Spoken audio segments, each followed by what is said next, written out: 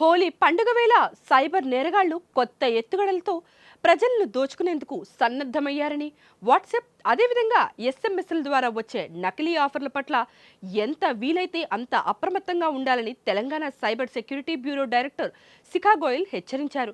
ఎందుకంటే హోలీ రంగులు, గిఫ్ట్ బాక్సులు, ఈవెంట్ పాసులపై భారీ డిస్కౌంట్లు ఉన్నాయంటూ ఆశ చూపిస్తారని, సందేశాల్లో ఉండే అన్వెరిఫైడ్ లింకులు లేదా ఏపీకే ఫైళ్లను అస్సలు క్లిక్ చేయకూడదని చెప్పారు. అదేవిధంగా ఒక్కసారి గనక మీరు ఆ లింక్ను క్లిక్ చేసినట్టయితే అంతే సంగతులు.